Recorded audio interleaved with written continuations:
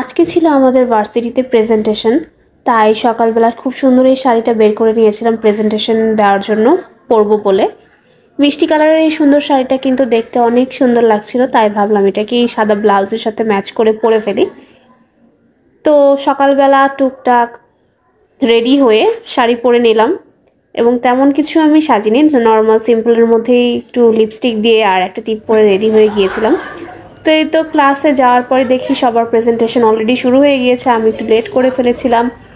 তো এখানে আমার ফ্রেন্ডরা সবাই প্রেজেন্টেশন দিচ্ছে, তার ছোট ছোট কিছু ক্লিপস আমি নিয়েছি এবং একই সাথে নিজেরটাও প্রিপেয়ার করছিলাম যে কিভাবে বলবো, কিভাবে কি করে প্রেজেন্ট করব আমার টপিকটা। তো সবার আগে আমাদের বাংলা যে কোর্সটা ছিল সেই কোর্সটার প্রেজেন্টেশন ছিল। কেউ কেউ আবৃত্তি করছিল, কেউ বিভিন্ন নাটকের ক্যারেক্টার রোল প্লে করছিল। তো এই যে আমার কিছু ফ্রেন্ড একটা নাটকের ক্যারেক্টার প্লে করছে, তারা দুজন। খুবই ইউনিক একটা আইডিয়া ছিল, দেখে খুব ভালোই লাগছিল। তাদের এই পারফরমেন্স অনেক সুন্দর হয়েছে। তো সবাই আপনারা একটু দেখতে থাকুন, আর যারা আমার পেজটায় ফলো দেননি অবশ্যই আমার পেজটা ফলো করে দিবেন এবং আমার ইউটিউব চ্যানেল থেকে দেখলে অবশ্যই আমার চ্যানেলটাকে সাবস্ক্রাইব করে সাথে থাকবেন। তো তাদের প্লে শেষ হয়ে গেলে আমি গিয়েছিলাম কবিতা আবৃত্তি করার জন্য। আমি করেছিলাম জীবনানন্দ দাশের বনলতা সেন নামের কবিতাটি। তো কবিতাটি আবৃত্তি করছিলাম, খুব ভালো লাগছিল, অনেক দিন পরে এরকম একটা সুযোগ পেয়েছি। আগে ছোটোবেলায় সাংস্কৃতিক অনুষ্ঠানে কবিতা আবৃত্তি, গান গাওয়া কিংবা বিভিন্ন চিত্রাঙ্কন প্রতিযোগিতা অংশ নিতাম। তো অনেক দিন পর করে ভালোই লাগছিল অনেক।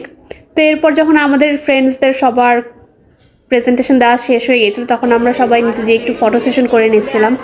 তো ফটো তোলার পরে আবার কিছুক্ষণ পরে আমাদের আরও একটা প্রেজেন্টেশন ছিল, সেটার জন্য সবাই এখানে প্রিপারেশন নিচ্ছে। সবাই অনেক টেনসড ছিল যে কিভাবে কি করবে, কারণ এরপরে যে আমাদের একটা প্রেজেন্টেশন ছিল সেটা হচ্ছে একটা লিটারেচার টপিকের।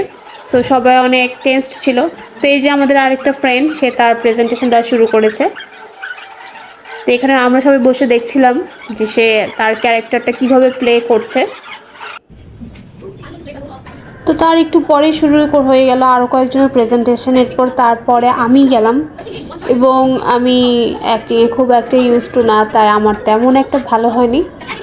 যদিও মার্কস ছিল আমাদের টোটাল 10-10-এ আমি 8 পেয়েছি, তো এটা আমার জন্য খুব ভালো ছিল। কিন্তু প্রেজেন্টেশনটা আমি আরেকটু যদি অ্যাক্টিং করতে পারতাম হয়তো বা আরও ভালো হতো। যাই হোক, এটা একটা ফান ছিল আমাদের সবার জন্য, সবাই এখানে মজা করেছি। কারণ এখানে আমরা কেউই কিন্তু অ্যাক্টিংয়ে পারদর্শী না, সবাই এখানে এক একজনকে ইন্সপায়ার করেছি, মজা করেছি, একসাথে কিছুটা সময় কাটিয়েছি, এটাই ছিল মেইন একটা বিষয়। তো এরপরে প্রেজেন্টেশন শেষ করে আমি চলে যাচ্ছিলাম অফিসে। আপনারা অনেকেই জানেন আমি একজন স্টুডেন্ট এবং পাশাপাশি আমি একটা জবও করছি, তাই যেহেতু অফিস কামাইদা তো যাবেই না, তাই চলে গিয়েছিলাম প্রেজেন্টেশন শেষ অফিসে। আর এই তো অফিসে যাওয়ার পরে একটু স্ন্যাপ নিয়ে নিচ্ছিলাম, যেহেতু এত সুন্দর করে শাড়ি পরেছি। তো এই ছিল আমার আজকের মোটামুটি লুক। আর এই ফার্স্ট টাইম আমি টিপ পরেছিলাম, কখনো টিপ পরা হয় না, টিপ পরা আমার পছন্দ না, বাট ফ্রেন্ডদের সাথে যেহেতু আজকে ছিলাম তাই পরা হয়েছে। তো এটা হচ্ছে আমার অফিস রুম, আমার ডেস্কে। তারপর আমি একটু ফ্রেশ হয়ে কাজ শুরু করে দিলাম, আমার যে কাজ ছিল, যেহেতু আজকে সকালবেলা আমি অফিসে যেতে পারিনি, লাঞ্চ আওয়ারে আমি গিয়েছিলাম আমার প্রেজেন্টেশন শেষ করে। তাই তো হাতের সব কাজগুলো শেষ করার জন্য ট্রাই করছিলাম, কারণ যেহেতু অনেক টায়ার্ড ছিলাম, ভাবছিলাম আজকে তাড়াতাড়ি কাজ শেষ করে বাসায় চলে যাবো। তাই তো চটজলদি করে কাজগুলো শেষ করে দিচ্ছি। আর কার আমার ব্লগটা আজকে কেমন লাগলো অবশ্যই আমাকে কমেন্ট করে জানাবেন। আশা করি আপনাদের সবার আমার ব্লগটা ভালো লাগবে, আর যদি ভালো লেগে থাকে অবশ্যই আমার পেজটা লাইক কমেন্ট করে এবং ভিডিওটাকে শেয়ার করে অবশ্যই আমার পাশে থাকবেন। আজকের মতো এ পর্যন্তই, আল্লাহ হাফেজ।